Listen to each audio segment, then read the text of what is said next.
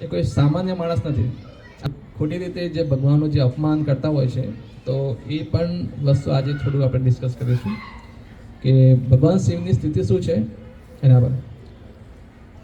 And ભગવાન શિવ 12 મહાજનમાંથી એક મહાજન છે. મહાજન એટલે જેમને ધર્મનો પથ બતાવ્યો છે. આ બ્રહ્માંડની અંદર જે મહાજનો છે એમાંથી એક મહાજન કોણ છે? ભગવાન શિવ. અને વૈષ્ણવના વૈષ્ણવ, પરમ વૈષ્ણવ હોય તો કોણ છે? ભગવાન શિવ.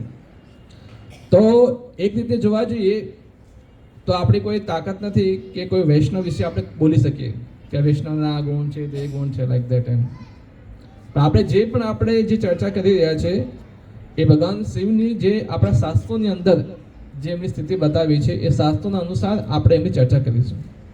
એટલે આમાં એવું નથી કે ભાઈ હું મારું કંઈક એડ કરીશ કે આ ભગવાન શિવ આવા છે કે તેવા છે, એવું નથી. જે આજકાલ તમે ટીવી સિરિયલ તમે જોતા હોય છે, જનરલી જે કઈ સિરિયલ આવે છે, મહાદેવ કો સિરિયલ આવે છે, મહાદેવ અમુક જે ટીવી સિરિયલમાં આવતી હોય છે, તેમાં જે શિવજીની જે સ્થિતિ બતાવેલી છે, જે શિવ વિશે જે બતાવવામાં આવ્યું છે એમાં અડધું ખોટું હોય છે. વાસ્તવિકતા તમે જુઓ કે ભગવાન શિવ કોણ છે તો આપણે શાસ્ત્ર વાંચવા જોઈએ. એમાંથી ભગવાન શિવનું શું એમનું વર્ચસ્વ છે, શું એમની સ્થિતિ છે એ જાણવાનો પ્રયાસ કરવો જોઈએ, ના કે ટીવી સિરિયલ યા ફિર ન્યૂઝપેપર એમાંથી. ઓકે, લાસ્ટ ટાઈમ આપણે જોયેલું કે ટીવી સિરિયલ્સ, યુટ્યુબ એક ઓથેન્ટિક સોર્સ નથી ભગવાન વિશે સમજવા માટે, હે ને. એના માટે શાસ્ત્ર છે અને ગુરુના માધ્યમ દ્વારા તમારે વાંચવું જોઈએ. ગીતા છે, કૃષ્ણ બુક છે, રામાયણ છે, અલગ અલગ પુરાણો છે, એમાંથી તમારે સમજવાનો પ્રયાસ કરવો જોઈએ તો તમને ખ્યાલ આવે એમ. તો આજે ભગવાન શિવ વિશે આપણે શાસ્ત્રોમાંથી આપણે પ્રયાસ કરીશું સમજવા માટે.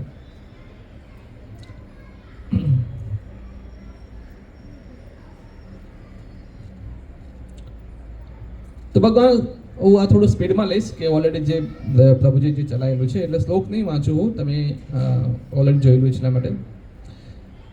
ભગવાન શિવ કહે છે, ભગવાન વિષ્ણુ સ્વયં કહે છે, કૃષ્ણ સ્વયં કહે છે કે રુદ્રો મેં શિવ હું. ભગવાન કૃષ્ણ શું કહે છે? હું પોતે કોણ છું? શિવ છું. યક્ષો તથા રાક્ષસો में संपत्ति का देव कुबेर हूँ, वसुओं में अग्नि हूँ और समस्त पर्वतों में मेरु हूँ. એટલે ભગવાન કૃષ્ણ સ્વયં પોતે કહે છે હું કોણ છું? હું પોતે શિવ છું એમ. એટલે કૃષ્ણ સ્વયં પોતાનું એક્સપાન્શન કરે છે અને એમાંથી શિવ પ્રગટ થાય છે. એ સ્થિતિ અહીંયા સમજાવેલી છે. એની સ્થિતિ વિશે પણ આ જે ટોપિક જે છે હવે જે બતાવેલા છે એમ ઘણા ખરા ટોપિક પ્રભુજીએ ડિસ્કસ કરેલા છે. હા, હવે આ જે સેશન જે છે આના પછીના પણ જેટલા પણ સેશન થવાના છે એ સમજવા માટે તમારે આપણે જે પુરાણો જે છે, આપણા જે શાસ્ત્ર જે છે, ભગવદ્ ગીતા, રામાયણ, મહાભારત, અલગ અલગ ઉપનિષદો છે, એના પર તમારે પૂર્ણ સ્ટ્રોંગ ફેથ હોવો જોઈએ. જ્યાં સુધી ફેથ નહીં હોય ને ત્યાં સુધી આ બધા ટોપિક તમને સમજમાં નહીં આવે. આના પછી જેટલા પણ સેશન થશે એમાં તમે પુરાણો જે છે, કારણ કે અહીંયા તમને એક પ્રૂફ આપવામાં આવે, નીચે કહેવામાં આવે છે કે ભાઈ આ પુરાણમાંથી આ સ્ટોરી આવેલી છે, આ પુરાણમાંથી આ સમજાવવામાં આવેલું છે. પણ હજી તમને પુરાણો, શાસ્ત્ર એ જ તમને ક્લિયર નથી તો તમે સમજાશે નહીં કશું, બધું ઉપરથી જ જશે. અથવા તમારે ડાઉટ રહેશે આવું કેમ, તેવું કેમ, ખ્યાલ આવ્યો? તો શાસ્ત્રોની અંદર પહેલાં તો પૂર્ણ ફેથ હોવો જોઈએ, જે આપણે બેઝિક કોર્સની અંદર પણ આપણે સમજેલા. અને આપણે જ્યારે મેં એક ટોપિક લીધેલો એમાં મેં પુરાણ, અલગ અલગ પુરાણ સમજાવેલી. 3 પ્રકારની પુરાણ છે, તમોગુણી, સત્વગુણી અને રજોગુણી. તો આપણું જે મેઇન ફોકસ હોય છે એ સત્વગુણી પુરાણની અંદર હોય છે, હે ને. તો એ પ્રમાણે વસ્તુ તમને ખ્યાલ હોવો જોઈએ. તો આપણે પ્રભુજી સમજાવ્યું છે કે કેમ શિવ પુરાણની અંદર ભગવાન શિવ ભગવાન છે, વિષ્ણુ પુરાણની અંદર ભગવાન વિષ્ણુ જ ભગવાન છે, હે ને. કૃષ્ણ ભગવાનને ભાગવત પુરાણને સમજાવેલું છે. તો એમાં પણ પ્રભુજી મેં પણ એક ફોટો બતાવેલો, યાદ છે જો કોઈને હોય તો, 3 પુરાણના, 6 પુરાણના, તમોગુણી પુરાણ, રજોગુણી પુરાણ અને સત્વગુણી પુરાણ. તો એ 3 જે પુરાણ જે છે એમના 6 × 18, 6 6 6 3 વિભાગમાં વહેંચાયેલી છે. તો અલગ અલગ પુરાણની અંદર આપણી ચેતનાની અનુસાર એ સ્થિતિ સમજાવવામાં આવેલી હોય છે. जो सत्वगुण से वास्तविक ज्ञान उत्पन्न होता है, जैसे सात्विक पुराणों જે છે એમાંથી જે રિયલ વિજ્ઞાન જે છે તમારા ભગવાન વિશે સમજવાનું તમે ક્યાંથી મળશે? વાસ્તવિક જ્ઞાન તમને ક્યાંથી મળશે? સત્વગુણી જે પુરાણો જે છે એમાંથી. તો આપણું જે પણ ચર્ચા કરી રહ્યા છે એ બધી કઈ પુરાણોની હશે? સત્વગુણી પુરાણની હશે. અને એટલે તમને ખ્યાલ આવે કે ધીસ ઇઝ ધ રાઈટ. रजोगुण से क्या उत्पन्न होता है? लोभ उत्पन्न होता है. તમે રજોગુણ પુરાણ તમે વાંચો એમાં બધું ફાઇટિંગનું આ તે બીજું બધું બહુ ચર્ચાઓ જે થતી હોય છે. અને તમોગુણી પુરાણની અંદર પણ એવું હોય છે. એમાં આ અસુરે આ યજ્ઞ કર્યો તો આટલો મોટો મહેલ બની ગયો, આ થઈ ગયું, તે થઈ ગયું. એટલે આપણે બધું વાંચીએ તો આપણને ઈચ્છા થઈ જાય કે હું આ યજ્ઞ કરું મોટો મહેલ બની જાય, હું આ યજ્ઞ કરું એટલે મને આટલી સંપત્તિ મળી જાય, હું આ યજ્ઞ કરું એટલે હું મોટો સ્વામી બની જાઉં. એટલે આ બધી જે પુરાણો જે છે એમાં આવું બધું સમજાવેલું આવે છે. જે સત્વગુણી પુરાણમાં એમાં શું સમજાવેલું હોય છે? ભગવાન કૃષ્ણની, ભગવાન વિષ્ણુની શરણમાં કેવી રીતે જવું. આ બધી વસ્તુ તમને તમોગુણી પુરાણ કે રજોગુણી પુરાણમાં તમને સમજવા નહીં મળે. પણ આ વસ્તુ ક્યાં સમજવા મળશે? સત્વગુણી પુરાણની અંદર સમજવા મળશે. તો એ પ્રમાણે આખો આ ભેદ સમજાવેલો છે. પુરાણ ભેદ છે.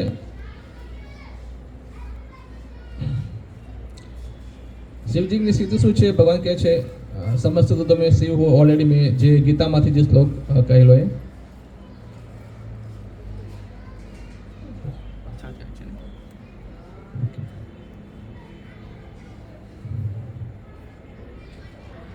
હા. હવે આ પણ ટોપિક ચલાવી દીધો છે પ્રભુજીએ કે પુરાણોની અંદર જે ભેદાભેદ તમને અચિંત્ય ભેદાભેદ તમને જોવા મળે છે. હે ને? કેવો જોવા મળે કે જે વ્યક્તિ બ્રહ્મા ને શિવને और नारायण समक्ष मानता है तो वो अपराधी है. एक समक्ष मानो तो अपराधी है. અને બીજી બાજુ શું કહે છે? જો મેરે और शिवजी में भेद करता है वो नरक में जाता है. એટલે આમ વિચારો તો અપરાધ લાગે ને આમ વિચારો તમે નરકમાં જશો. એટલે આ અચિંત્ય ભેદાભેદ કહેવાય. એના માટે તમારે થર્ડ પાર્ટીની જરૂર પડે. થર્ડ પાર્ટી કોણ છે? બ્રહ્માજી સ્વયં.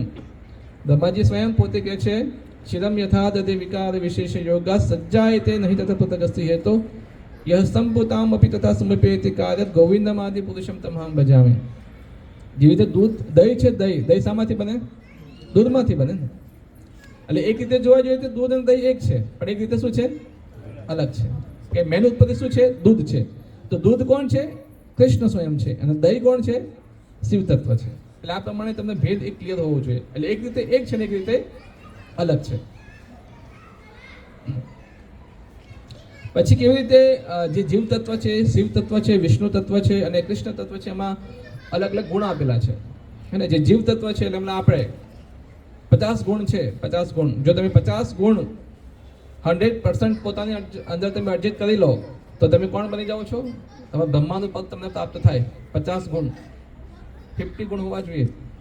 અલગ અલગ ગુણ છે બધા, આમાં લગભગ નથી આવેલા, પણ એક છે ચાર્ટ આમાં નથી, બતાવીશ નેક્સ્ટ ટાઈમ.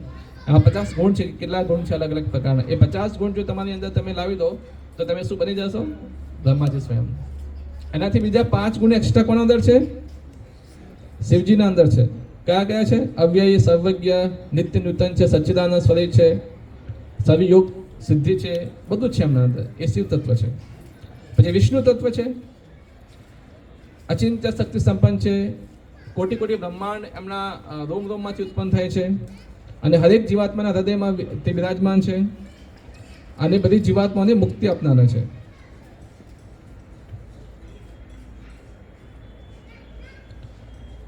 અને બીજી છે કૃષ્ણ તત્વ, જેમાં 4 ક્વોલિટી વધારે છે.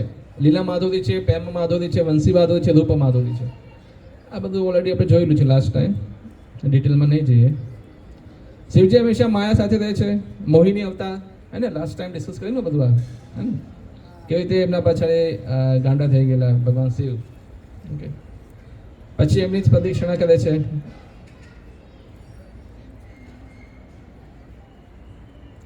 ભગવાન વિષ્ણુ 3 ગુણોથી પદે છે. અને જે આપણી જે ગુરુ શિષ્ય પરંપરા છે, બ્રહ્મા, રુદ્ર, શિવ, લક્ષ્મીથી અને કુમાર, એમાં એક પરંપરા રુદ્રની છે. રુદ્ર એટલે શિવજીની છે. ત્યાંથી પણ એક પરંપરા આવે છે જેમના આચાર્ય કોણ છે? વિષ્ણુ સ્વામી છે.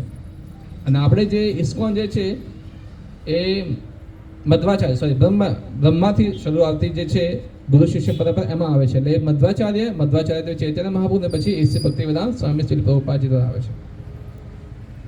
એ શિવજીની શું ઉત્પત્તિ છે? શિવજીની ઉત્પત્તિ કેવી રીતે થઈ?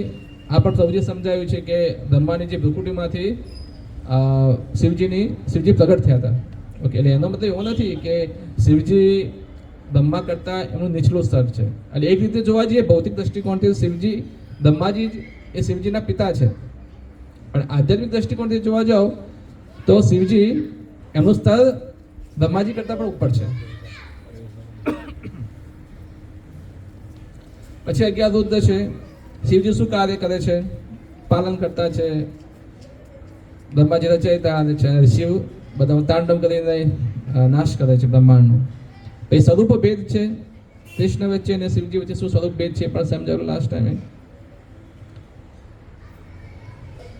શિવજીનું કાર્ય તમે જોઈ શકો છો. બ્રહ્માંડમાં તાંડવ જ્યારે લાવો હોય તો ત્યારે એ આ કરતા હોય છે તાંડવ. જ્યારે બ્રહ્માંડનો જ્યારે અંત કરવાનો હોય ત્યારે શિવજીનું વિશેષ કાર્ય છે જે ભૂતો જે છે ભૂતોનો એમનો ઉદ્ધાર કરવા માટે. જે લોકો સુસાઇડ કરતા હોય છે અથવા એક્સિડન્ટમાં મરી જતા હોય છે એ બધા લોકોનો ઉદ્ધાર શિવજી કરે છે. કે જે પતિ પત્ની સાંજના સમયે જે સંભોગ કરે છે, સાંજે 6 વાગ્યાથી લઈને રાતે 9 વાગ્યા બિટવીન 6 to 9 બિટવીન જે પતિ પત્ની વચ્ચે જે સંભોગ થાય અને એમાંથી જે સંતાન ઉત્પન્ન થાય એ 101% રાક્ષસી ગુણો પેદા થાય. અને રાક્ષસી ગુણો જ હોય હે ને. આજકાલના લોકો મેરેજ પછી કોઈ નીતિ નિયમનું કોઈ ભાન નથી રાખતા. એટલે આજકાલના છોકરાઓ જો કે જીદથી તોફાન ઉત્પન્ન થતા હોય છે. એનું મેઇન રીઝન જ એ છે કે જે ગર્ભધાન સંસ્કાર થવા જોઈએ ઉચિત સમયે એ નથી થતા. એટલે શિવજી શું કરે છે? એ સ્થિતિની અંદર જે ભૂત બનેલા હોય છે, ભૂત પિશાચ, એમને એ ગર્ભની અંદર સ્થળાંતર કરી થાય. તો એ કાર્ય વિશેષ છે એમનું. શિવજી 3 જગ્યાએ રહે છે. એ પણ પ્રભુજીએ કર્યું છે. એક કૈલાસ છે, એક સ્વર્ગલોકની અંદર છે અને એક સદાશિવ લોક છે.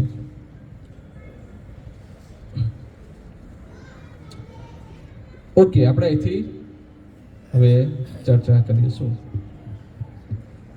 હવે શિવજીના જે ભક્તો જે છે એનો મનોભાવ શું હોય છે ભક્તિ કરવાનો? તમે આપણે સમાજમાં તમે જુઓ તો બધા જ પ્રકારના તમે ભક્તો તમને મળશે. ભગવાન શિવના ભક્તો મળશે, ભગવાન વિષ્ણુના ભક્તો મળશે, ભગવાન કૃષ્ણના ભક્તો મળશે, સાંઈબાબાના ભક્તો મળશે, હે ને. અલગ કોઈ બાપુજી હોય એમના ભક્તો તમને મળશે. પણ જનરલી જે શિવજીના જે ભક્તો હોય છે એમાં 2 પ્રકારના ભક્તો હોય છે. એક ભક્તો એવા હોય છે કે જે શિવજીની નિસ્વાર્થ ભાવે ભક્તિ કરતા હોય છે. અને બીજા પ્રકારના ભક્તો કેવા હોય છે કે એમના પાછળ એક ઉદ્દેશ્ય રહેલું હોય છે. શું ઉદ્દેશ્ય હોય છે? એક ભૌતિક વસ્તુ પ્રાપ્ત કરવાનો. માનો કે કોઈને હવે પૈસાની જરૂર છે, કોઈ મોટો બંગલો બનાવે છે, તો લોકો એ દ્રષ્ટિકોણથી ભગવાન શિવજીની પૂજા કરતા હોય છે. પોતાની નામના કરવી છે, એ શક્તિ પ્રદાન, તમારે શક્તિ જોઈએ છે, તો એ પ્રમાણે એવા પ્રકારના લોકો જે છે એ શિવજીની ભક્તિ કરતા હોય છે. અને બીજા એ પ્રકારના લોકો પણ છે કે શિવજીની ભક્તિ કરે છે પણ કોઈ હેતુ વગર, અહેતુકી અપ્રતિહતા. કોઈ હેતુ નથી એમના પાછળ, પોતાનો કોઈ ઉદ્દેશ્ય નથી કે મારે આ પ્રાપ્ત કરવું છે, ખાલી શિવજીને ખાલી પસંદ કરવા છે. એ પણ આપણે લાસ્ટમાં આપણે ચર્ચા કરીશું. તો જનરલી 99% જે શિવજીના જે ભક્તો છે એ કેવા હોય છે? પોતાનો એક લોભ ચાહતા હોય છે પાછળ. તો અહીંયા ભસ્માસુર છે, આજે આમ જે મુંડીમાં જે ચાકુ કાપે છે, પોતાનું મુંડી કાપે છે, એ અસુર છે. એ અસુરનું નામ શું છે? ભસ્માસુર. હવે ભસ્માસુર એક વખત નારદજી એને મળે છે અને ભસ્માસુર કહે છે કે મારે બ્રહ્મા, વિષ્ણુ અને મહેશ આ ત્રણોમાંથી મારે કોઈને પસંદ કરવા હોય બહુ જલ્દી સ્પીડમાં, તો કોની પૂજા કરું? તો નારદજી કહે છે શિવજી બહુ ભોળા છે, કહે છે ભોળા શંભુ, બહુ ભોળા છે, બહુ જલ્દી પસંદ થઈ જશે, થોડું કંઈક કરશે પસંદ થઈ જશે એમ. બ્રહ્માજીને પસંદ કરવા હોય તો હજારો વર્ષ સુધી તપસ્યા કરવી પડે, અને ભગવાન વિષ્ણુને પસંદ કરવા હોય તો હૃદય શુદ્ધિકરણ જોઈએ. જો હૃદય શુદ્ધ નહીં હોય તો ભગવાન વિષ્ણુ પસંદ નહીં થાય. પછી તો 1000 વર્ષ, 10,000, 1,00,000 વર્ષ કે જન્મ તો તપસ્યા કરે પણ ભગવાન વિષ્ણુ પ્રગટ નહીં. પણ શિવજી એવા છે, બહુ ભોળા છે, તરત જ પસંદ થઈ જશે. તો ભસ્માસુર તો મનમાં પકડાઈ ગયું કે ભાઈ શિવજી તો બહુ ફટાફટ પસંદ થઈ જાય છે, તો ચલો શિવજીની ઉપાસના કરીએ. અને સીધો ક્યાં પહોંચ્યો? પાછળ દેખાય બર્ફીલો વિસ્તાર, કેદારનાથ. આજે કેદારનાથ પહોંચે છે અને કેદારનાથમાં ત્યાં જ મસ્ત અગ્નિકુંડ બનાવ્યો અને અગ્નિકુંડની અંદર પોતાના અંગો, શરીરના અંગો કાપીને આહુતિ આપવા લાગ્યો. આ સ્વાહા એમ કરીને એક આંગળી કાપે, 2 આંગળી કાપે, એમ રીતે બધું કાપવા લાગ્યો. પણ જોયું કે ભગવાન શિવ પ્રગટ નથી થતા. તો હવે શું વિચારે છે કે મારા પ્રાણ ત્યાં કીધું મારું આ જે સળ જે છે એ પણ ભગવાન શિવને હું અર્પણ કરી નાખું. તો જેવું પોતાનું ગળું કાપવા જાય છે, ફોટામાં બતાવે છે, ત્યાં જ ભગવાન શિવ પછી ત્યાં પ્રગટ થઈ જાય છે. અને ભગવાન શિવ કહે છે કે તારે આટલું બધું કરવાની ક્યાં જરૂર હતી, મને તો ખાલી થોડું બીલી પત્તર મૂક્યા હોય ને થોડું દૂધ ચડાવ્યું તો હું પસંદ થઈ જાઉં તારા પર. પણ વાંધો નહીં, તે જે કર્યું છે એનાથી હું પસંદ છું, તો બહુ તારે શું વરદાન જોઈએ છે. તો ભસ્માસુર તો અસુર છે. અસુર એટલે અસુર કેવું હોય, એની બુદ્ધિ કેવી હોય, થોડી નીચલા લેવલની ચાલતી હોય. તો અસુર શું કહે છે કે શિવ મને એવું વરદાન આપો કે જેના માથા પર હું હાથ મૂકું એનું માથું શું થઈ જાય, બ્લાસ્ટ થઈ જાય. શિવજી કે તથાસ્તુ. આ તો અસુર છે. અસુર એટલે બુદ્ધિ પોતાને લગાવીને વધારે પડતી. અને જોવે છે કે હવે ભગવાન શિવે જે વરદાન આપ્યું છે સાચું કે ખોટું, પેલા તો પ્રેક્ટિકલ તો કરવું પડે કે ના કરવું પડે. તો કેદારનાથ છે, બર્ફીલો વિસ્તાર છે, ત્યાં તો કોઈ હોય નહીં. તો કોણ દેખાણું એમને સામે? ભગવાન શિવ જ દેખાણા, શિવજી જ દેખાણા. ક્યાં પ્રેક્ટિકલ હોવું તમારા પર જ કરું કે હવે શિવજી કે મેં વરદાન આપ્યું, મારા પર આવું કેમ કરે છે? એમ બુદ્ધિ છે કે નહીં? અમુક વાર નહીં, ક્લાસની અંદર અમુક છોકરા હોય છે સર સાથે ડિબેટ કરવા લાગે, એમ ગુરુ જોડે ડિબેટ કરવા લાગે, એમ ભાઈ તારું ક્યાં ઊંચું કે મારું ક્યાં ઊંચું, આજે ચકાસી લઈએ એમ.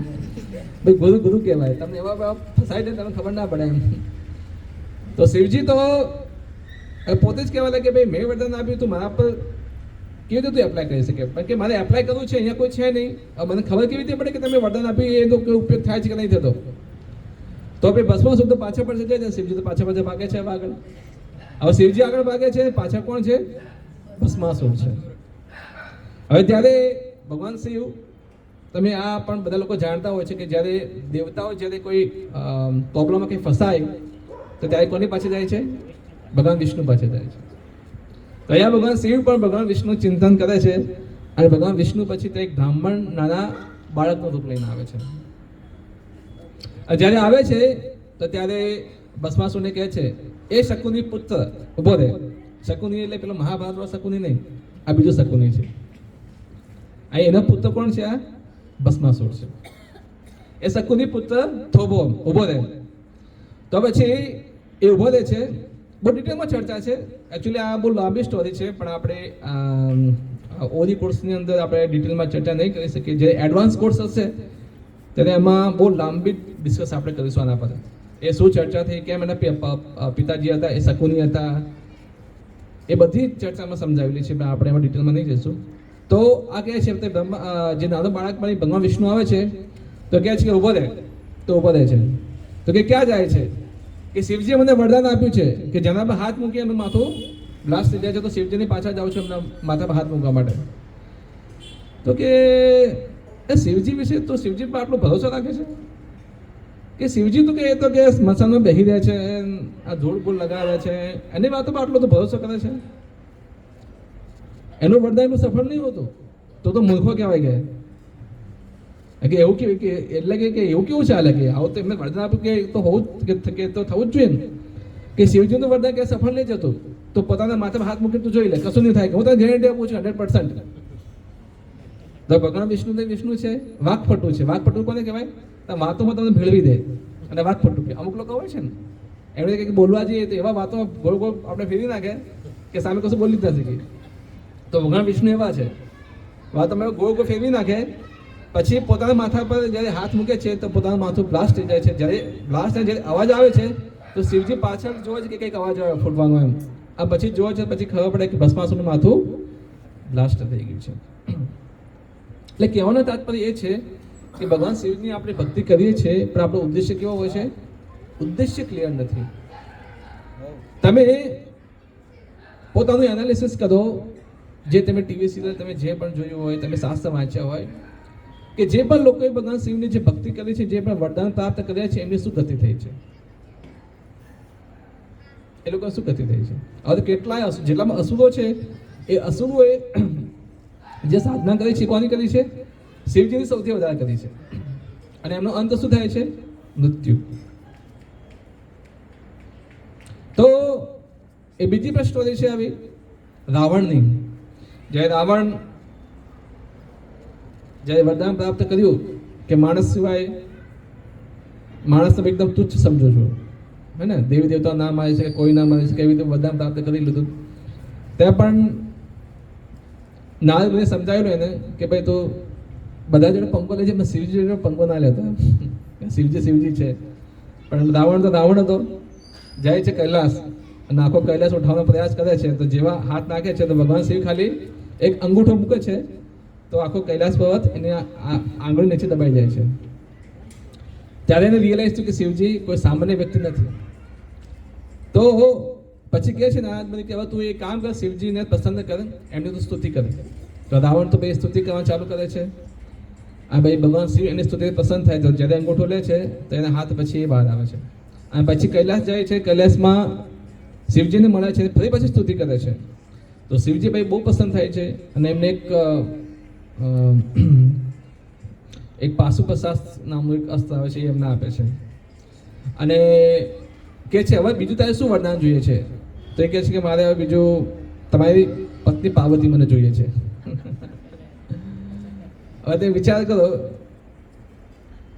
શરણાગત છે તેમ જરા શું માગી દે છે? આવું માગે છે કે મને તમારી પત્ની પાર્વતી જોઈએ છે. તો શિવજી કે ઠીક છે, લઈ જાય, વાંધો નહીં. તો પાર્વતી પણ કહે છે મેં એક શરત પર આવું. તો કે રાવણ કે કઈ શરત પર? પછી તારે કે બીજી સ્ત્રી પર મોઢું નહીં મારવાનું, તો હું આવું, બાકી ના આવું. તો કે ઠીક છે, નહીં મારું. તો જય પાર્વતી જાય છે અને એમનું જે પુષ્પક વિમાન એમાં બેસે છે. તો થોડે જાય છે અને પાર્વતી કહે છે કે ભાઈ મારે હવે પાણી પીવું છે, તો તમે પાણી લઈ આવો મારી માટે. તો નીચે સરોવર હોય છે તો ત્યાં જાય છે. તો ત્યાં એની પત્ની હોય છે, એની પત્ની શું નામ ભૂલી ગયું, મંદોત્રી. હા, મંદોત્રી ત્યાં હોય છે નીચે. તો મંદોત્રી ત્યાં નીચે હોય છે અને એને લઈ આવે છે. તો પાર્વતીજી કહે છે કે આ કોણ છે? કે આ તમારી પહેલી પત્ની છે. તો કે આપણું વચન હવે શું થઈ ગયું? મેં વચન આપ્યું ને તમને કે બીજા પર મોઢું મારીશ તો હું જતી રહીશ. તો પછી પાર્વતી માતા ત્યાંથી જતા રહે છે. અને કહેવાનો તાત્પર્ય એ છે કે શિવજી જેની સામે રાવણ શિવજીને મળ્યો, ભગવાનને મળે છે, તેમ છતાં પણ એની વૃત્તિ કેવી રહે છે? કામ વાસનાની વશીભૂત રહે છે. એટલે કહેવાનું તાત્પર્ય એ છે કે શિવજીની ભક્તિ કરીએ પણ આપણી જો મનોવૃત્તિ ચેન્જ ના થાય તો એ ભક્તિ ના કહેવાય. ખ્યાલ આવે છે ને? તો ભક્તિ હંમેશા કોઈ હેતુ વગરની હોવી જોઈએ. તો એ ભક્તિ સફળ થાય ત્યાં સુધી આપણને સફળ ના થાય. હવે આગળ નેક્સ્ટ આવે છે કે શિવજી કોનું ધ્યાન કરે છે. હવે અત્યાર સુધી તમે જે પણ જોયું છે એમાં સંવાદ ચાલી રહ્યો છે. સંવાદ કોનો ચાલી રહ્યો છે? શિવજી અને પાર્વતી વચ્ચે સંવાદ ચાલી રહ્યો છે. પાર્વતી માતા એક એક કરીને પ્રશ્ન પૂછે છે, શિવજી એમના શું આપે છે? એમના ઉત્તર આપે છે. તો હવે પાર્વતી માતા બીજો પ્રશ્ન કરે છે કે શિવજી તમે કોનું ધ્યાન કરો છો? દેખાય છે શિવજીની બાજુમાં ત્યાં પાર્વતી માતા બેઠા છે અને કહે છે કે તમે કોનું ધ્યાન કરો છો? ત્યારે શિવજી કહે છે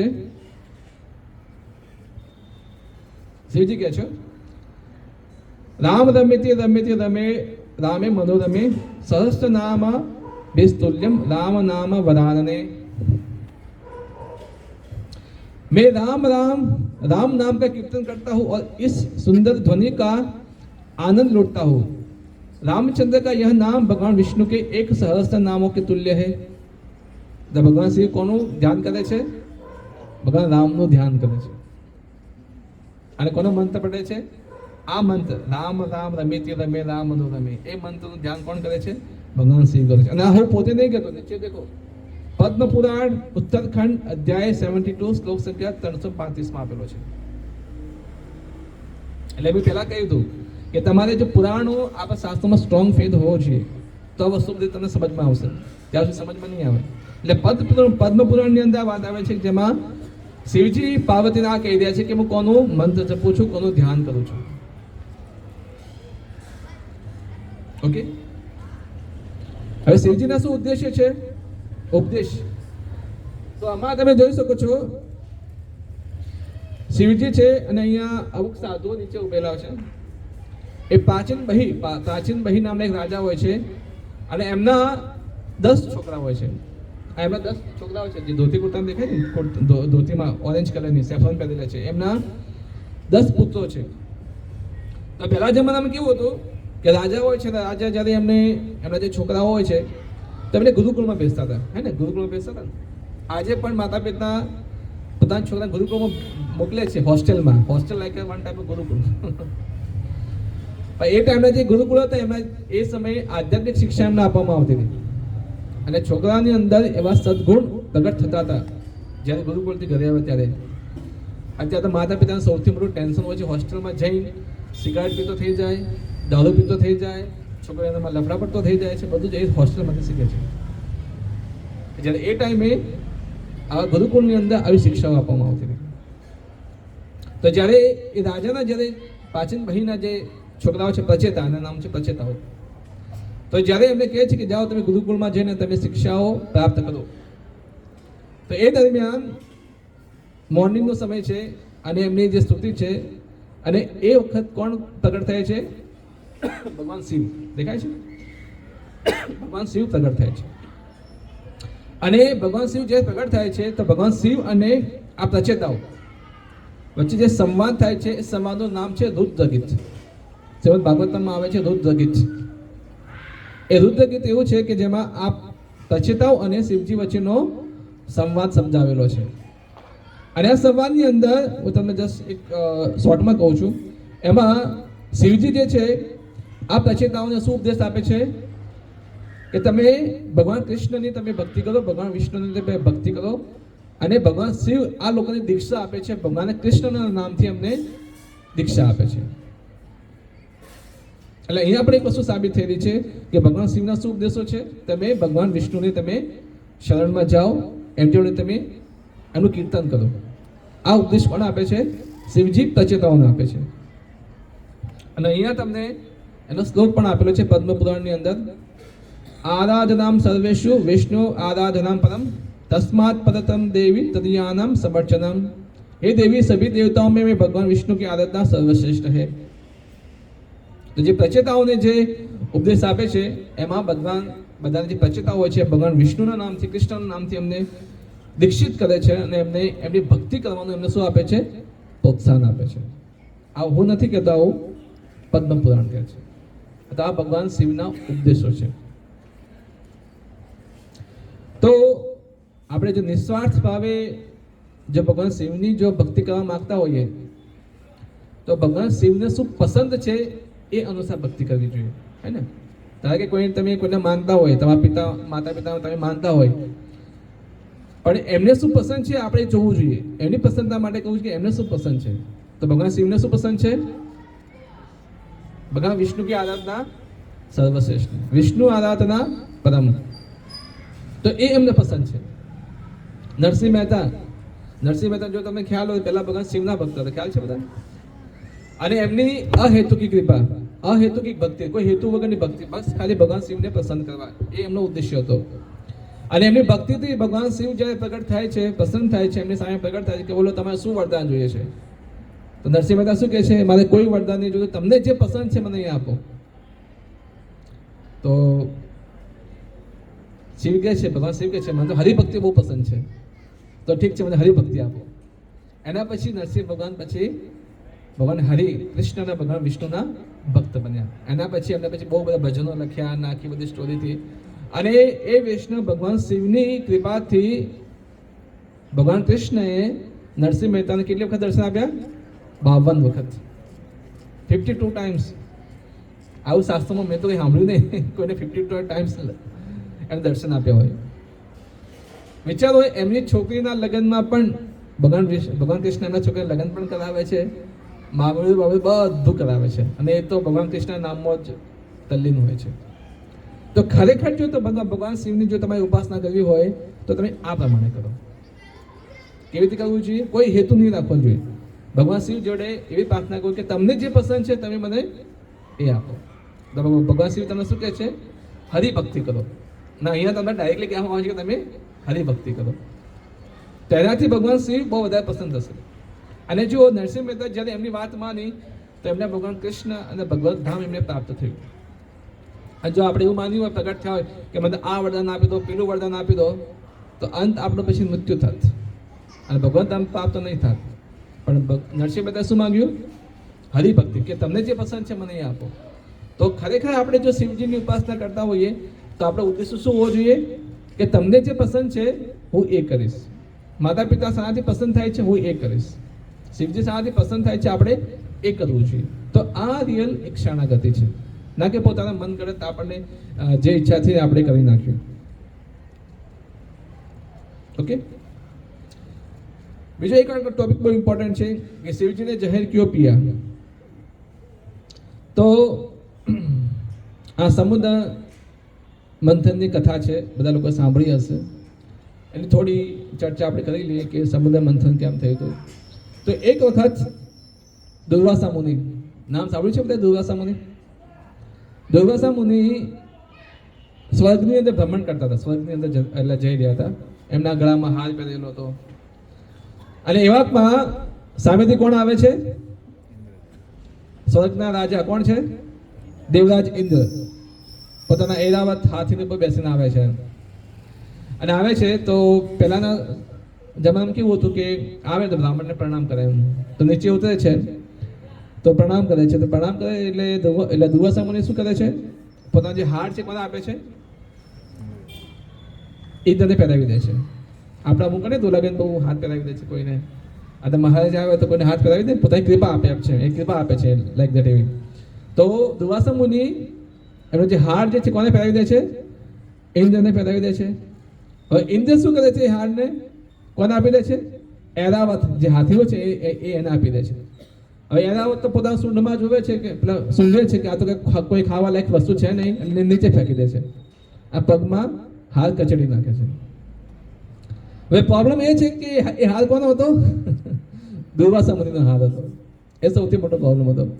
હવે તમે દુર્વાસા મુનિની સ્ટોરી તમને ખ્યાલ છે કે દુર્વાસા મુનિ એટલા ક્રોધિત થઈ જાય કે નાની નાની વસ્તુમાં ક્રોધિત થઈ જાય છે. આપણે ધારો કે અહીંયા 8 વાગ્યાનો ક્લાસ હોય અને દુર્વાસા મુનિ, એક એક્ઝામ્પલ આપું છું, 8 વાગે કોઈ આવી ના હોય તો સીધો સાપ આપી દે બધાને, તમે આયા નહીં ક્લાસમાં કેમ? એમ 5 મિનિટ પણ લેટ થાય તો એ ના ચલવી લે, એટલો સ્ટ્રોંગ ગુસ્સો હતો એમના અંદર. તો જ્યારે આ તો પોતાનો હાર પગના નીચે જ્યારે કચડી નાખે છે તો દુર્વાસા મુનિને બહુ ગુસ્સો આવે છે. અને ગુસ્સો અને પછી શું સાપ આવે છે? શક્તિહીન થઈ જાઓ.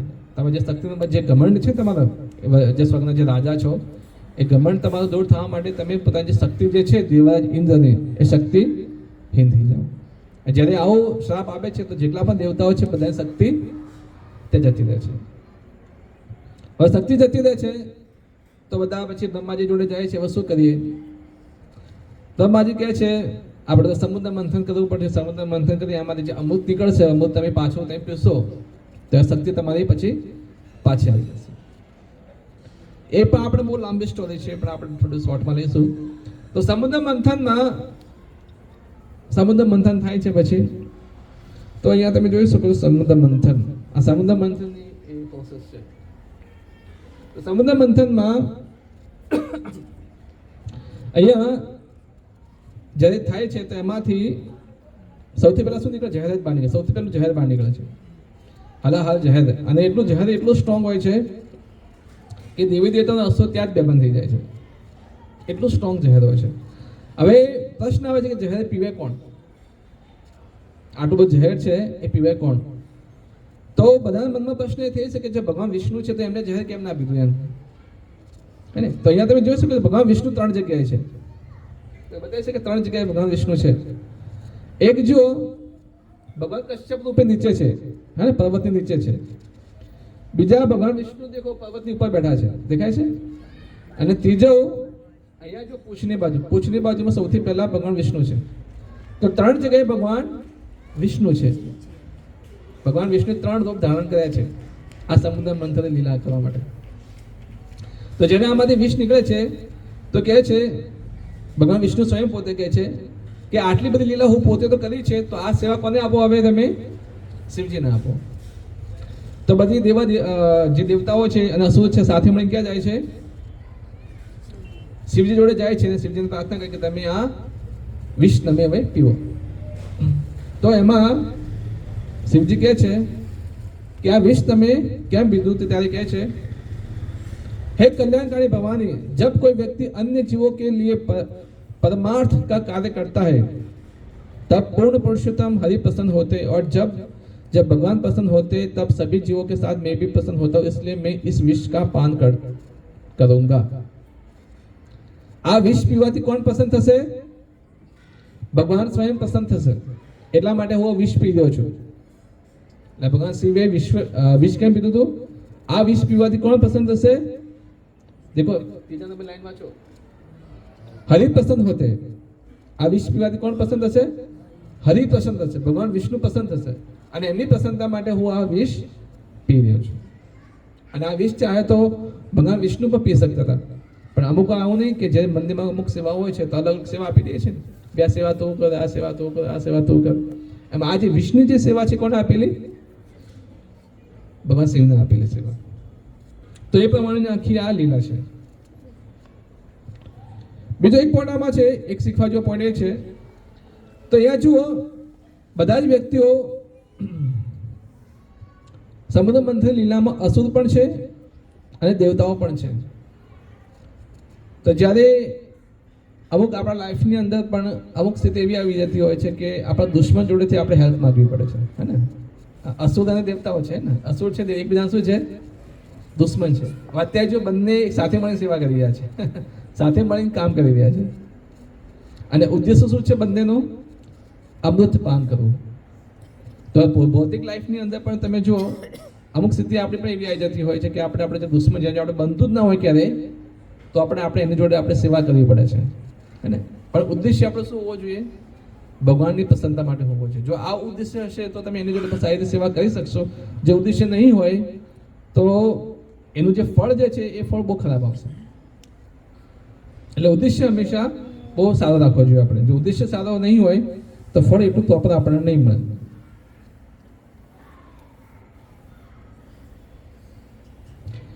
બીજું,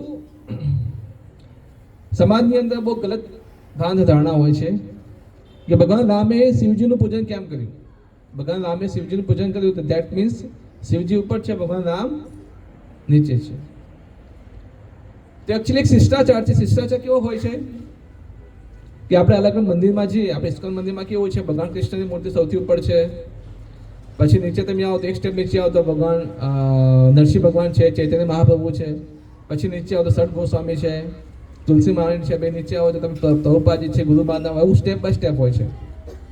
તો જે ઉપરનો તત્વ જે છે એને સૌથી ઉપર રાખવામાં આવે છે, અને જેમ જેમ નીચે આવે છે તો એમ એમ એ પ્રમાણે એમને ગોઠવતા આવવું જોઈએ. એમ એમ એમની સ્થિતિ ગોઠવેલી હોય છે એમની સ્થિતિ અનુસાર. તો એક રીતે જોવા જઈએ તો ભગવાન જે રામ જે છે એમનું સ્થાન ભગવાન શિવ કરતા કેવું છે? ઉપરનું છે. પણ અહીંયા શું કરી રહ્યા છે? ભગવાન રામ પોતે શિવજીની ઉપાસના કરી રહ્યા છે.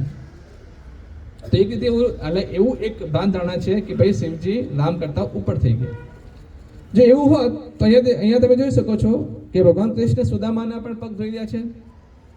તો શું સુદામા ભગવાન કૃષ્ણ કરતા ઉપર થઈ ગયા? નહીં. તો આ વસ્તુ આપણે સમજવી પડશે. કેવી રીતે? કે તમને ખ્યાલ હોય કે ભગવાન રામે જે અવતાર લીધો તો એક ક્ષત્રિય પરિવારની અંદર લીધો હતો. ક્ષત્રિય ક્ષત્રિયની અંદર કેવું હોય છે કે જ્યારે યુદ્ધ કરવા જાય તો શિવજીની ઉપાસના કરે. એને શિવજીની ઉપાસના કરવાથી શું થાય છે? જે યુદ્ધ કરવા જાય છે યુદ્ધમાં એમને શું મળે? સફળતા મળે છે. અને આ હરેક ક્ષત્રિયને એક મેસેજ પૂરો પાડે છે કે જ્યારે પણ કોઈ ક્ષત્રિય યુદ્ધ કરવા જાય તો એને શિવજીની ઉપાસના કરતા હતા. એ ટાઈમે પણ શિવજીની ઉપાસના કરતા હતા. તો ક્ષત્રિયનો એક રોલ અદા કર્યો છે કે ક્ષત્રિય તરીકે મારી શું ફરજ છે કે મારે શિવજીની પૂજા કરીને પછી મારે આ યુદ્ધ કરવા માટે આગળ જવું જોઈએ. તો એ પ્રમાણેનો આખો એક રોલ છે. અને જ્યારે શિવજીની પૂજા થાય છે, જ્યારે એમનો અભિષેક કરે છે, અને પછી ભગવાન શિવ શું કરે છે? જે ભગવાન એટલે રામ હોય છે એ જાય છે દરિયામાં અને જે સ્નાન કરે છે, સ્નાન કરીને ભગવાન રામે જે શરીરમાંથી જે પાણી જે નીકળે છે એને એક જગ્યાએ ભેળું કરે છે. અને એ ભેળું કરીને પાણી પછી ક્યાં નાખે છે? ભગવાન શિવજી પર નાખે છે.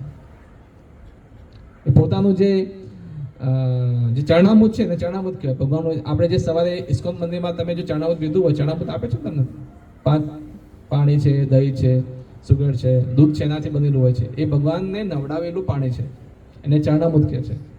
તો ભગવાન રામે જે પાણીથી સ્નાન કર્યું અને એ પાણીથી પછી શું કર્યું? ભગવાન શિવજીના ઉપર નાખ્યું. એ કૃપા પછી કોને આપી? ભગવાન શિવજીને આપી. બીજી બસ સ્ટોરી કેવી છે કે જ્યારે ભગવાન શિવ જ્યારે ભગવાન કૃષ્ણનો જ્યારે જન્મ થયો હતો તો નંદ ભવનની અંદર તો ભગવાન શિવને ભગવાનની કૃષ્ણને જોવાની ઈચ્છા થઈ હતી. તો જ્યારે ભગવાન શિવ જ્યારે ભગવાન કૃષ્ણ જ્યારે જોવા માટે આવે છે તો ભગવાન કૃષ્ણ બહુ રડે છે. ભલે તો બહુ રડે છે તો ભગવાન શિવ જ્યારે જોવે ત્યારે રોવાનું બંધ કરી નાખે છે. ભાઈ જોઈને પછી જતા રહે છે તો યશોદા મૈયા જોવે છે કૃષ્ણ બહુ રડવા લાગ્યા હતા. તો પછી એક ઓબ્ઝર્વેશન કરે છે કે જ્યારે કે બાબાજી જે આવે છે એ બાબાજી જ્યારે કૃષ્ણને જોવે છે તો કૃષ્ણ જ્યારે શું થઈ જાય છે, રોવાનું બંધ કરી નાખે છે. આ જ્યારે બાબાજી જતા રહે છે ત્યારે બહુ રડવા ચાલુ કરી નાખે છે. તો બાબાજી કહે છે કે તમે હવે અહીંયા જ રોકો, અહીંયા જ તમે રોકો તો મારો છોકરો પછી એ રડશે નહીં. તો બાબાજી શું કહે શિવજી કે હું બે શરત પર હું રોકાઉં અહીંયા.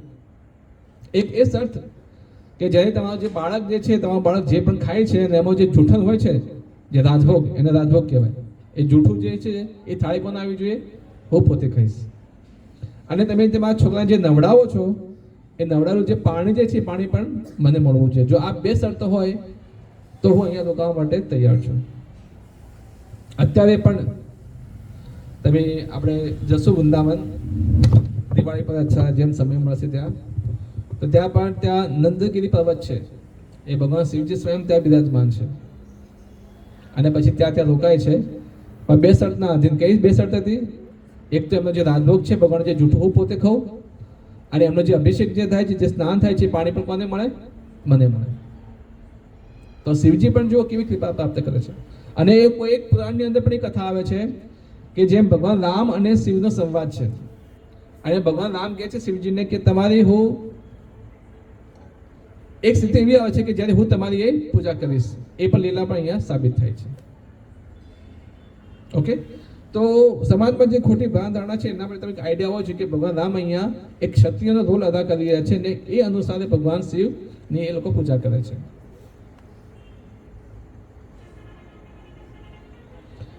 પછી બહુ ઇમ્પોર્ટન્ટ ટોપિક છે શિવરાત્રી કા રહસ્ય. ભગવાન શિવરાત્રી, હવે અત્યારે તમને ખ્યાલ હોય કે શિવરાત્રી આપણે કેમ ઉજવીએ છીએ? ખ્યાલ છે કોઈને શિવરાત્રીનો શું? શિવરાત્રી કેમ ઉજવીએ છીએ આપણે? કોઈને ખ્યાલ નથી? કે ભાંગ પીવા માટે ખાલી? આપણે બસ શિવરાત્રી એટલે બે ભાંગ પીવાનો. જન્માષ્ટમી આવે એટલે એન્જોય કરવાનો, ગરબા રમવાનો ત્યારે એન્જોય કરવાનો, ગણેશ ચતુર્થી ત્યારે એન્જોય કરવાનો, શિવરાત્રી આવે ત્યારે એન્જોય કરવાનો. બસ એન્જોય એટલે એન્જોય, એક એન્જોયમેન્ટ જોઈએ ખાલી આપણે ખાલી. તો શિવરાત્રી જે પ્રભુજી કહ્યું એમ ભગવાન શિવની મેરેજ એનિવર્સરી છે. ત્યારે જ ભગવાન શિવ અને પાર્વતીના મેરેજ થયેલા. તો આ ટોપિક એટલા માટે રાખેલો છે કે લોકો આનું એક મિસઅન્ડરસ્ટેન્ડિંગ કરે છે અને લોકો ભાંગ જે નશો જે છે નશા તરફ વળે છે. હવે મેં તમને કહ્યું એમ કે ભગવાન શિવ જે છે એ વૈષ્ણવ છે. તો કોઈ વૈષ્ણવ ક્યારે કોઈ નશો કરે? આપણે તો ચા પણ નથી પીતા, ચા પીવાની પણ ના પડે, તો નશો કોઈ વૈષ્ણવ ના કરે. તો એ જે નશો જે છે, જે ભાંગ જે બનેલો છે એ કોના માટે બને છે? જે ભગવાન શિવની આજુબાજુ જે ભૂતો ફરતા હોય છે, ભૂત પિશાચ, એ લોકો માટે ભાંગ બનાવવામાં આવે છે. તો આપણે જો પોતાની જાતે જો ભૂત માનતા હોય તો પીવો, મને ના નથી પાડતો કે ના પીવો. જો પોતાની જાતે ભૂત માનતા હોય તો, અને જો સાદા વૈષ્ણવ માનતા હોય તો ભાંગ ના પીવાનો. આ ભાંગ પીને વ્યક્તિની શું દશા થાય છે તમે એ લોકો જોઈ જશે. બધા ચડી જાય, આશીષભાઈ બરાબર ને, તો શું સ્થિતિ થતી હોય છે? ને ચાલવાના ભાન હોય છે. અને હવે તો કેટલો સ્ટ્રોંગ બને છે, લાઈક દારૂ જેવો સ્ટ્રોંગ બને છે ભાંગ. તો આજકાલ માર્કેટની અંદર જે મંદિરની બહાર જે ભાંગ મળે છે એ ભાંગ કોઈ શિવજીનો પ્રસાદ નથી, એ ભૂતો માટે બનાવવામાં આવે છે. અને એ ભૂતો જ્યારે પીએ એટલે આપણે પણ કેવા થઈ જઈએ? ભૂત જેવા જ થઈ જઈએ. ના બોલવાના ઠેકાણ રહે, ના ચાલવાના ઠેકાણ રહે. અમુક વાર તો ઘરે લોકો જતા હોય ભાંગ પીને તો આમ ફરતા જતા હોય, બે વાર તો ઘરે મૂકા જવું પડે, એટલા ચડેલો હોય છે. તો આ વૈષ્ણવ ક્યારે આવું કરે? કોઈ વૈષ્ણવ ક્યારે આવું ના કરે? વૈષ્ણવ ક્યારે નશો ના કરે? તો એ શિવરાત્રી જે છે એ ભગવાન જે છે એમની મેરેજ એનિવર્સરી છે. તો એ સમયે તમારે જેટલું ભગવાન વિષ્ણુના નામ લેવાય, ભગવાન કૃષ્ણનું જે હરિનામ છે તમારે કીર્તન કરવું છે. જેમ મેં કહ્યું, વિષ્ણુ નામ પરમ છે, એ ભગવાન શિવને બહુ પસંદ છે. તો એમની મેરેજ એનિવર્સરીના દિવસે પતિ પત્નીને જે પસંદ હોય એ કાર્ય કરવું જોઈએ. તો શિવ અને પાર્વતીને શું પસંદ છે? આપણે એ કાર્ય કરવું જોઈએ. તો એમને ભાગવત કથા બહુ પસંદ છે. ભગવાન શિવજીને ભાગવત કથા બહુ પસંદ છે. તો એ કથા તમે જો કરો તો એ મેરેજ એનિવર્સરી દિવસે તો ભગવાન શિવ બહુ જ પસંદ થાય. તો એ શિવરાત્રી આપણે એ રીતે નિભાવવી જોઈએ, ના કે ખાલી ભાંગ પીને. નેક્સ્ટ ટાઈમ આપણે આશા રાખીએ છીએ કે અમારે કોઈ ભાંગ નહીં પીવે, કોઈ આપે તો પણ નહીં પીવાનું. આપશે તમને એ રીતે આપશે કે ભાઈ શિવજીનો પ્રસાદ છે. તો તમારે શું કહેવાનું? હું ભૂત નથી, આ ભૂતો માટે છે, મારા માટે નથી. ખ્યાલ આવ્યો? તો એ રીતે એક વૈષ્ણવે આપણે આ ભાંગ જે છે એ નશાકારી વસ્તુથી દૂર રહેવું જોઈએ. બીજું આ પણ છે, ભગવાન રામે શિવલિંગની કેમ પૂજા કરે છે? હવે શિવલિંગ જે છે, ભગવાન આપણે પણ અમુક લોકોને પ્રશ્ન થતો હોય છે કે શિવલિંગની પૂજા આપણે કેમ કરીએ છીએ, શિવલિંગનો કેમ આવો શેપ છે, એ શું છે? તો એ તમને આના પરથી ખબર પડશે. જો અહીંયા ફોટામાં તમે જોઈ શકો છો, આપણે ગોલોક ચાર્ટ છે. ગોલોક ચાર્ટ પ્રભુજી બતાવેલું છે ને, એકવાર બતાવે છે આમાં. તો ગોલોક ચાર્ટની અંદર તમે જોઈ શકો છો, ઉપર દેખો બ્રહ્મજ્યોતિ દેખાય છે, પછી નીચે સદાશિવ લોક લખેલું છે, એકદમ પ્રકાશ થાય છે. નીચે તો શિવજી છે, નંદી પર બેસીને આવી રહ્યા છે. આ બાજુ ખૂણામાં જો ભગવાન વિષ્ણુ છે. ભગવાન વિષ્ણુની આંખોમાંથી પ્રકાશ આવે છે, દેખાય છે પ્રકાશ, વ્હાઇટ કલર પ્રકાશ. એ પ્રકાશમાંથી લક્ષ્મીજી ઉત્પન્ન થાય છે, રમાદેવી. અને રમાદેવીમાંથી કોણ ઉત્પન્ન થાય છે? માયાદેવી. એટલે ભગવાન વિષ્ણુ જ્યારે એક ગ્લાન્સ એટલે દ્રષ્ટિ પ્રાપ્ત કરે ત્યારે એમાંથી કોણ ઉત્પન્ન થાય છે? રમાદેવી ઉત્પન્ન થાય. અને રમાદેવીમાંથી કોણ ઉત્પન્ન થાય છે? માયાદેવી, એટલે પાર્વતી સ્વયં. અને જ્યારે ભગવાન વિષ્ણુ જ્યારે બીજો ગ્લાન્સ એટલે બીજી દ્રષ્ટિ જ્યારે નાખે છે, ત્યારે એમાંથી બધા જ પ્રકારના જીવાત્માઓ પ્રગટ થાય છે. બધા જીવાત્મા જે હોય છે એમના જે ગર્ભની અંદર રહેલા હોય છે. જ્યારે આ યુનિવર્સ બ્રહ્માંડનો જ્યારે અંત થાય ત્યારે બધાને પ્રશ્ન થતો હોય છે કે બધા જીવાત્મા ક્યાં જશે? તો બધા જે જીવાત્માઓ જે છે એ જે કારુણ્યક્ષય વિષ્ણુ છે એમની ક્યાં જશે? એમના ગર્ભની અંદર જશે. એમના ગર્ભની અંદર એમનું જે ઉદર છે એમાં જશે. અને એમાંથી પછી જ્યારે નવું બ્રહ્માંડ બને ત્યારે એમાંથી ગ્લાસ દ્રષ્ટિપાત કરે બધા જીવાત્માઓ પછી એ બ્રહ્માંડની અંદર ટ્રાન્સફર થાય છે. તો જ્યારે એક ગ્લાસથી રમાદેવી, પછી એમાંથી માયાદેવી ઉત્પન્ન થાય. જ્યારે બીજો જે દ્રષ્ટિપાત કરે છે તેમાંથી બધા જે જીવાત્માઓ છે એ જીવાત્માઓ જે શિવજી જે છે એ શું કહે છે? એને કેચ, સાદી ભાષામાં કહું તો કેચ કરે છે, એમ પકડી લે છે. અને પકડીને માયાદેવીમાં શું કરે છે? ગર્ભિત કરે છે. એટલે એક રીતે જોવા જઈએ તો ભગવાન શિવ અને જે માયાદેવી છે એ બધા જ જીવાત્માઓના શું છે? માતા પિતા છે. જે માતા પિતાના સંભોગથી પુત્ર ઉત્પન્ન થાય છે, એમ જેટલા પણ જીવાત્માઓ છે, જેટલા પણ ઇન્સેક્ટ લઈ લો, કીડો લઈ લો, મકોડો લઈ લો, જેટલા પણ જીવાત્માઓ છે એ જીવાત્માઓ જે ભગવાન વિષ્ણુમાંથી જે એમને દ્રષ્ટિથી જે ઉત્પન્ન થયા એને પકડીને માયાદેવીમાં શું કરે છે? ટ્રાન્સફર કરે છે. એટલે એક રીતે ભગવાન શિવ અને માયાદેવી કોણ છે? આપણા માતા પિતા છે.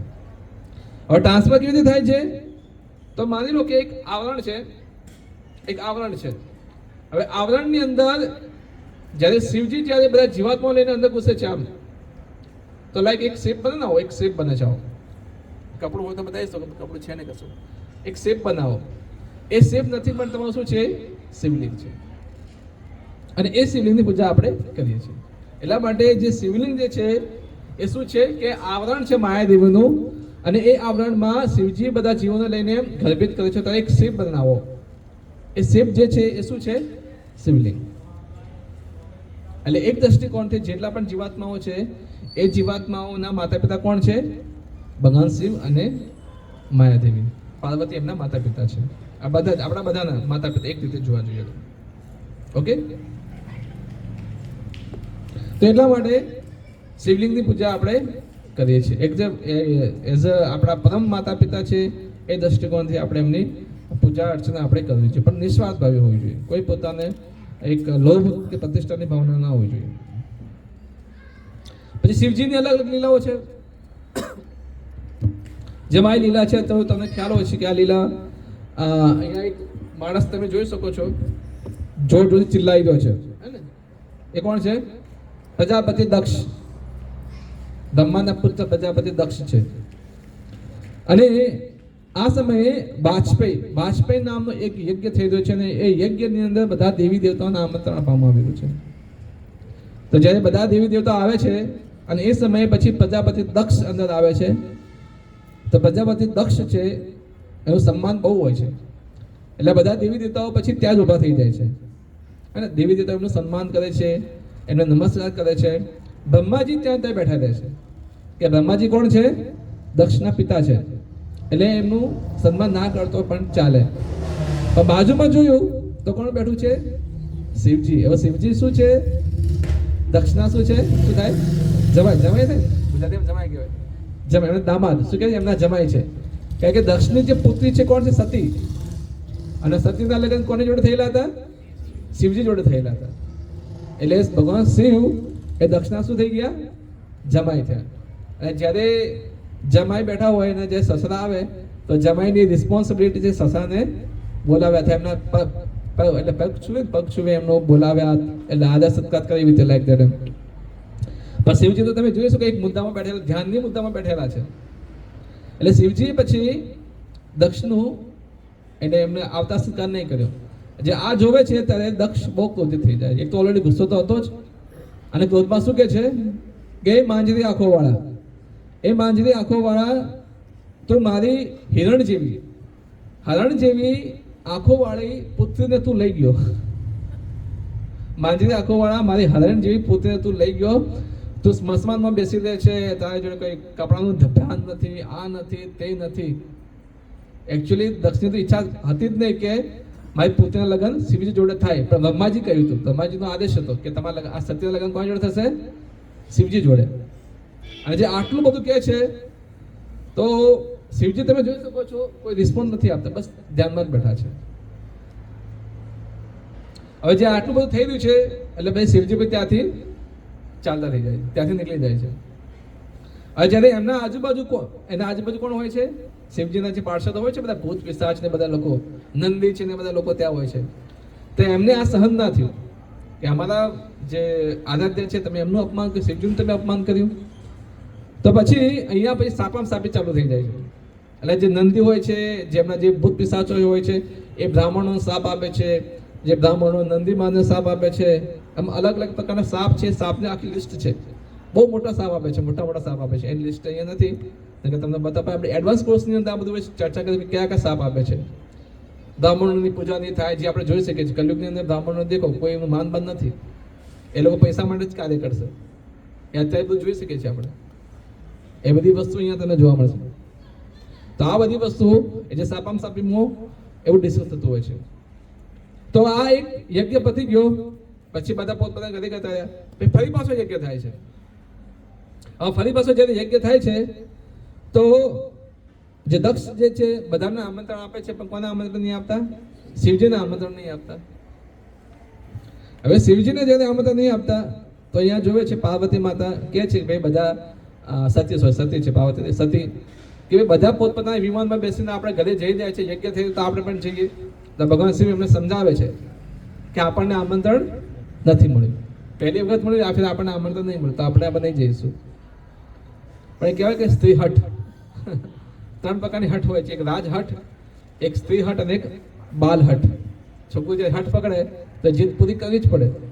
અને જે પત્ની જ્યારે જે લોકો લગ્ન કરેલા એમને ખબર છે, હઠ પકડે જે પિયર જવાની ત્યાં જવું જ પડે એમ, લાઈક એવી રીતે. તો હઠ પકડી મેં કે મારે પિયર જવું જ છે, અને યજ્ઞમાં આપણે જવું ત્યાં શિવજી ના પાડે છે, આપણને આમંત્રણ નથી મળ્યું, પણ હઠ પકડી તેમ છે જવું જ છે. પછી શિવજી કંટાળી કહે છે ભાઈ જા તારા જબરા, હું નહીં આવું એમ. તો ત્યાંથી ભાગે છે. કેમ ભાગે છે? કે શિવજી મને પાછી બોલાવે પહેલા હું હજી ફટાફટ જતી રહું.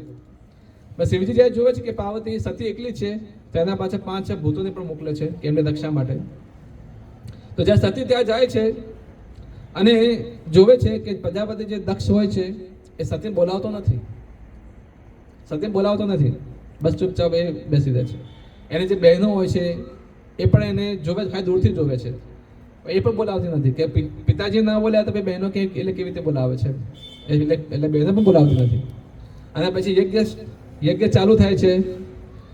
ઇન્દ્રાય સ્વાહા, બ્રહ્મદેવાય સ્વાહા, અગ્નિદેવાય સ્વાહા, યમરાજ સ્વાહા, પણ ભગવાન શિવજીનું નામ નહીં લીધું. અને જ્યારે આ જોવે છે તો સતીને બહુ ખોટું લાગ્યું કે મારા જે પતિ જે છે શિવજી છે એમની આહુતિ ના થઈ. અને જ્યારે એમની આહુતિ ના થઈ ત્યારે સતી કહે છે કે મારા જે પતિદેવ છે શિવજી એમને તમે આહુતિ કેમ ના આપી. તો પછી બહુ ચર્ચા ચાલી રહી છે. આ ચર્ચા એવી ચાલે છે કે સતી પછી પોતે ડિસિઝન લે છે કે આ જે મારા પતિનું આટલું મોટું અપમાન થતું હોય, હવે આ જગ્યાએ હું રહીશ નહીં. એમ કે મારા પિતાએ જે મને આ જે શરીર આપ્યું છે એ શરીર હવે રહેવા લાયક નથી. આ વ્યક્તિ શિવજીનો આટલો બધો અપરાધ કરે છે અને એને આપેલું શરીર મારે હવે જોઈતું જ નથી. હવે આ સમયે તમે જુઓ, આ સમયે જ્યારે આ બધો ઝઘડો ચાલી રહ્યો હતો ત્યારે બીજી વખત બ્રહ્માજી આવ્યા નતા. પહેલી વખત બ્રહ્માજી હતા, બીજી વખત નતા. બ્રહ્માજીને ખબર હતી કે આ દક્ષ શિવજીનો આટલો બધો અપરાધ કરે છે, બસ શિવજીનું જે છટક્યું એટલે દક્ષ ગયો છે કઈ દિવસે. એટલે બીજી વાર ગયા નતા કે ખાલી ભગવાનનું કંઈ છટકશે કે થશે, ભાઈ મારે ભાઈ વચ્ચે જવું પડશે. તો જ્યારે બીજી વાર આ છે એટલે બ્રહ્માજી હતા નહીં, તો આ બધું થાય છે. ભાઈ જ્યારે કોઈ વૈષ્ણવનો જે અપરાધ થતો હોય તો તમે ત્રણ વસ્તુ કરી શકો છો. યા તો સામે વ્યક્તિની જીભ કાપી નાખો, પણ એ જીભ નહીં કાપી શકાતી. કેમ? પિતા છે, પિતાને થોડી જીભ કપાય.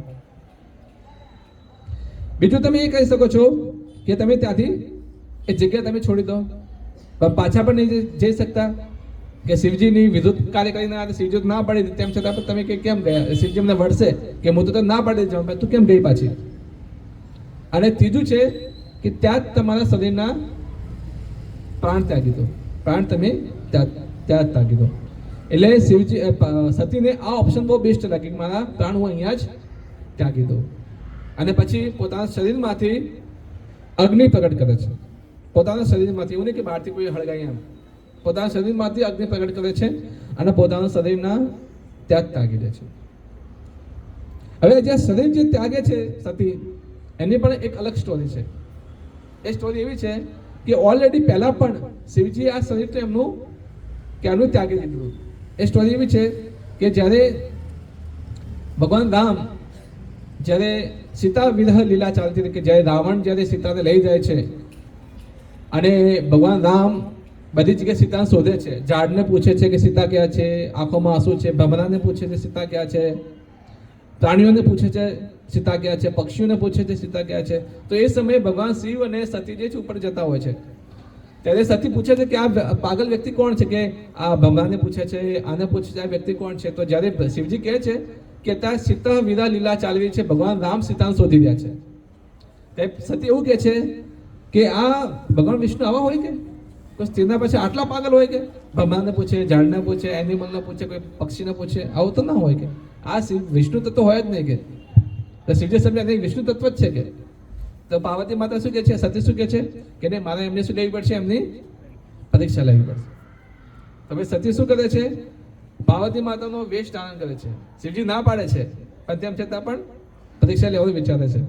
તો એક જગ્યાએ શિવજી ત્યાં ધ્યાનમાં બેસે છે અને પછી આ બાજુ સતી જાય છે, પાર્વતી માતાનું રૂપ લઈને જાય છે. અને જેવા ભગવાન રામની સામે આવે છે, ભગવાન રામ શું કહે છે, સીતા માતા. હા સોરી સીતા. એટલે જે સતી જે છે એ સીતા માતાનું રૂપ લઈને જાય છે. તો સીતા માતાનું જે રૂપ લઈને જાય છે તો ભગવાન રામ જ્યારે જોવે છે, પ્રણામ માતે, શિવજી કેમ નહીં આવ્યા, તમે એકલા કેમ આવ્યા?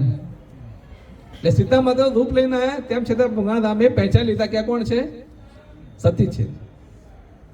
કે ભગવાન શિવજી કઈ ગયા, તમે એકલા કેમ આવ્યા?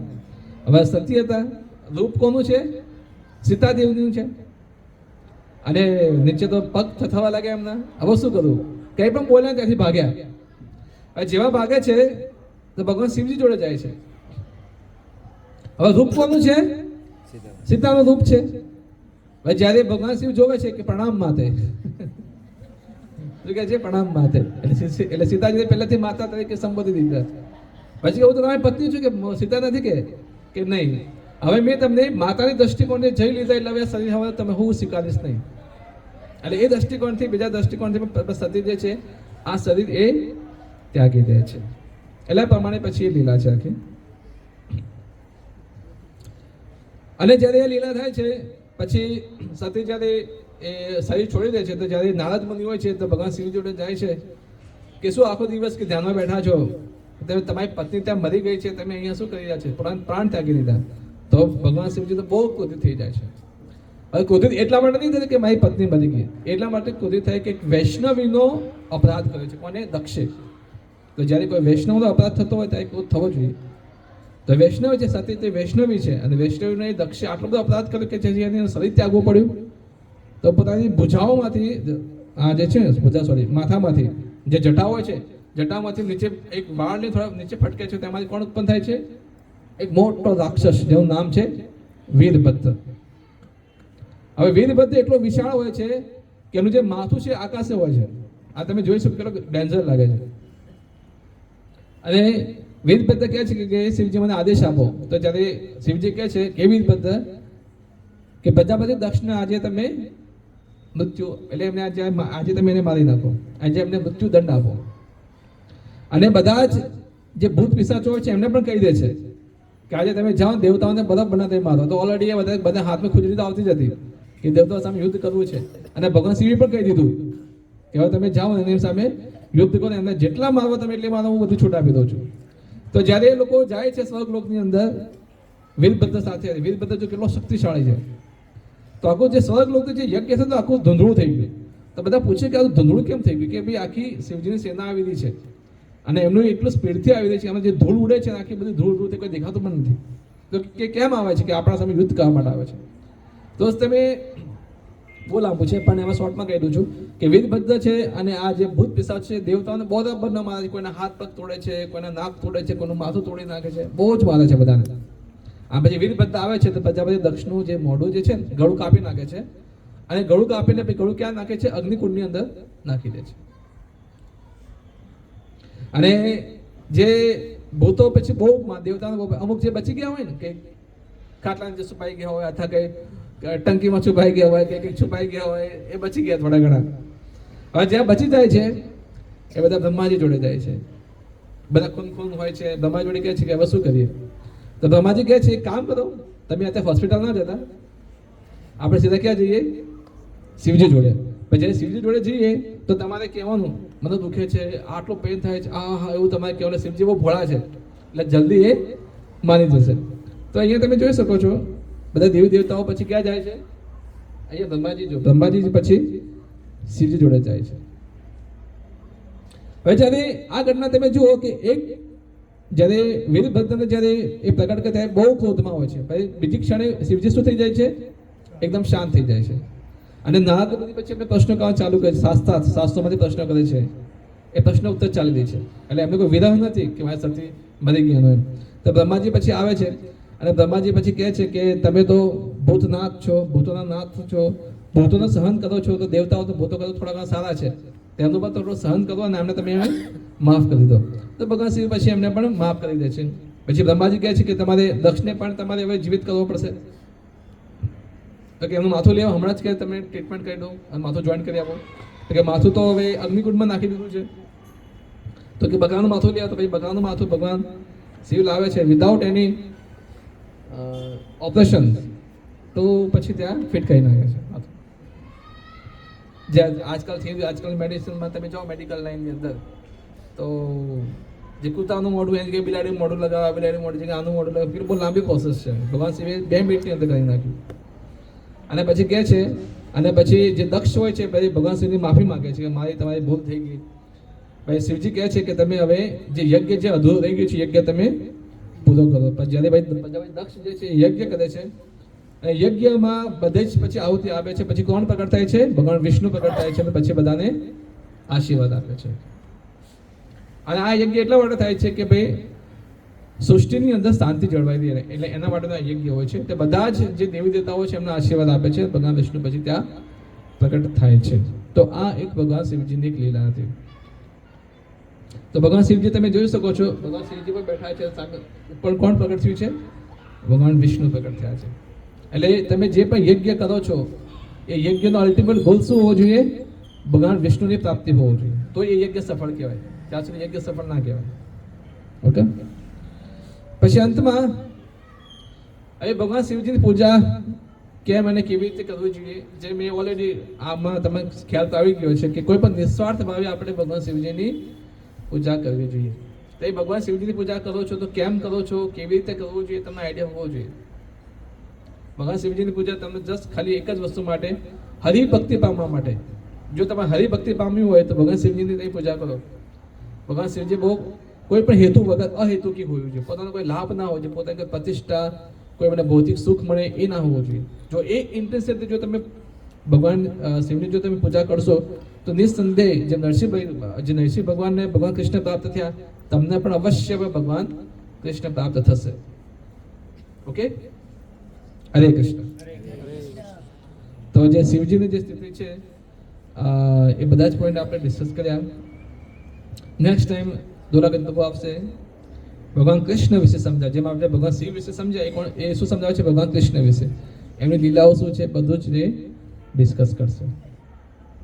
એનાઉન્સમેન્ટ તો ગીતા મેરેથોન ચાલી રહી છે આ મહિનો. આ જ મહિનાની અંદર ભગવાનને